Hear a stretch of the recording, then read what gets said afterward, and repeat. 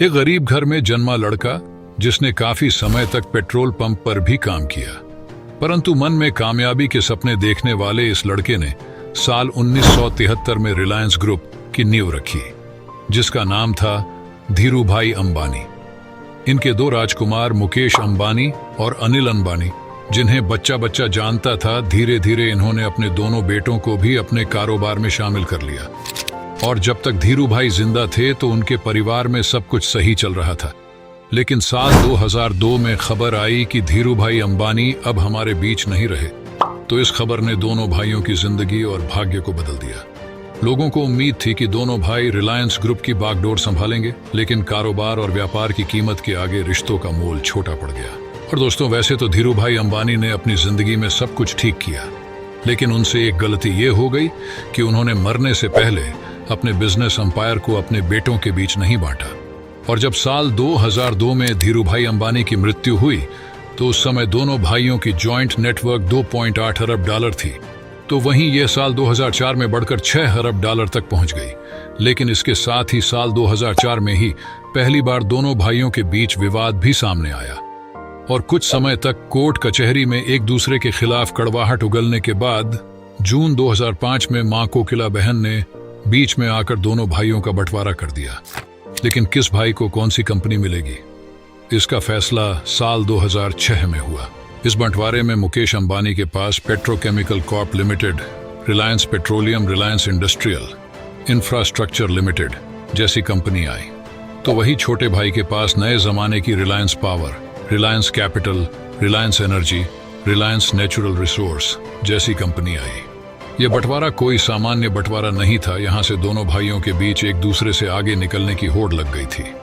इस बंटवारे में कंपनी के अलावा कुछ और भी एग्रीमेंट साइन किए गए, जैसे कि 10 सालों तक कोई भी भाई ऐसा काम शुरू नहीं करेगा जिससे एक दूसरे के बिजनेस में फर्क पड़े। जैसे बड़े भाई के पास अगर पेट्रोल का बिजनेस है तो छोटा भाई पेट्रोलियम में नहीं जाएगा, और वहीं छोटे भाई के पास अगर टेलीकॉम सेक्टर है तो बड़ा भाई इस सेक्टर में नहीं जाएगा। इस तरह बंटवारा पूरा हो जाने के बाद एक दूसरे को मिली कंपनी के हिसाब से लोगों ने अनुमान लगाया कि छोटा भाई जल्द ही बड़े भाई को पीछे छोड़ देगा, क्योंकि उनके पास नए जमाने की बिजनेस कंपनी है।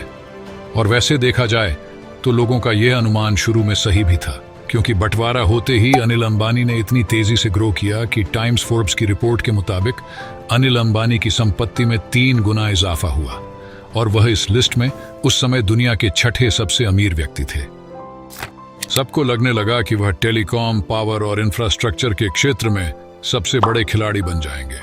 और दोस्तों, अनिल अंबानी के नाम का सिक्का उस समय कुछ इस तरह चल रहा था कि वह हर न्यूज चैनल, अखबार की हेडलाइट हुआ करते थे, और लोगों को उनकी कंपनी पर इतना विश्वास था कि जब वह 2008 में रिलायंस पावर का आईपीओ लेकर आते हैं तो यह कुछ ही मिनट में ओवर सब्सक्राइब हो जाता है, जो आज भी मार्केट इतिहास में रिकॉर्ड है।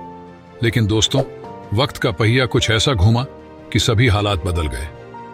दरअसल साल 2008 तक दोनों भाइयों की संपत्ति में कोई ज्यादा अंतर नहीं था, लेकिन 2008 में आई वैश्विक मंदी में हर एक आदमी का नुकसान हुआ, और इस समय अनिल अंबानी का काफी अरब डॉलर का नुकसान हुआ, जिसका कारण था कि वह तेजी से ग्रो करने के चक्कर में कई ऐसी कंपनी में बड़े बड़े इन्वेस्टमेंट कर चुके थे जिनके बारे में उन्हें कोई जानकारी नहीं थी। ये गलती तो उनकी बस शुरुआत थी। उनकी दूसरी गलती ये रही कि उनके रिलायंस टेलीकॉम कंपनी, जो 2006 से 2010 तक नंबर 1 पर थी, लेकिन दोस्तों उसमें प्रॉब्लम ये थी कि अनिल अंबानी की है telecom business. CDMA technology best था, और ये टेक्नोलॉजी 2G 3G को तो सपोर्ट करता था, लेकिन 4G को सपोर्ट नहीं करता था। ऐसे में जब समय के साथ बदलाव आया तो फिर ये GM बेस कंपनी से पिछड़ने लगी। और दोस्तों, इस समय अनिल अंबानी को अपने बड़े भाई मुकेश अंबानी से दूसरा झटका यह लगा कि मुकेश अंबानी ने अपने गैस का प्राइस बढ़ाकर डबल कर दिया। दरअसल इन दोनों के बीच एक और एग्रीमेंट हुआ था कि मुकेश अंबानी की कंपनी अनिल अंबानी को गैस $2 में उपलब्ध कराएंगे, लेकिन समय के साथ बढ़ती महंगाई के कारण मुकेश अंबानी ने अपने गैस के दाम बढ़ाकर $4 कर दिए, जिससे अनिल अंबानी यह मामला कोर्ट तक भी लेकर गए। परंतु कोर्ट ने अपना फैसला मुकेश अंबानी के पक्ष में सुनाया और कहा कि पेट्रोलियम एक नेचुरल रिसोर्स है जिसकी कीमतें तय करने का अधिकार केवल केंद्र गवर्नमेंट को है। इसके बाद उन्हें महंगे दर पर पेट्रोल खरीदना पड़ा। और इसके अलावा एक चीज जिसने अनिल अंबानी को सही मायने में बर्बाद किया वह था उनके बिना सोचे समझे लोन लेना। दरअसल जब उनकी कंपनी का बुरा समय चल रहा था और कंपनी घाटी में जा रही थी, तब इस समय उन्होंने बिना सोचे समझे बड़े बड़े लोन लेना शुरू कर दिए और नए बिजनेस में भी इंटर करने के लिए उन्होंने कई बार लोन लिए, जिसका उनको काफी नुकसान हुआ। इसी लोन के चक्कर में एक स्वीडन कंपनी का 80 मिलियन लोन होने के कारण उन्हें एक बार जेल भी जाना पड़ सकता था। लेकिन अंत समय में मां कोकिला बहन के कहने पर मुकेश अंबानी ने वह लोन चुकाकर उन्हें जेल जाने से बचा लिया। इसके अलावा उनके ऊपर 3 चीनी कंपनी का भी लोन है, जिसके कारण वह कंपनी उन्हें कोर्ट तक भी घसीट दिया। परंतु कोर्ट में अनिल अंबानी ने खुद माना कि वह दिवालिया हो चुके हैं और उनकी नेटवर्थ अभी 0 है, और जिसे को चुकाने के लिए उन्होंने साल 2021 में अपनी रिलायंस कमर्शियल फाइनेंस को 1629 करोड़ में बेच दिया। परंतु फिर भी उनका कर्ज नहीं उतरा। और दोस्तों, आपने गरीब से अमीर होते इंसान तो कई देखे होंगे, परंतु अनिल अंबानी उन कुछ चुनिंदा लोगों में से है जो अमीर से गरीब हुए। फिलहाल आज की वीडियो में बस इतना ही। अगर दोस्तों आपको वीडियो अच्छी लगी हो तो लाइक कीजिए और कमेंट में जरूर बताइएगा कि आपको वीडियो कैसी लगी। और दोस्तों, अगर अभी तक आपने चैनल को सब्सक्राइब नहीं किया है तो चैनल को सब्सक्राइब कर लीजिए। धन्यवाद।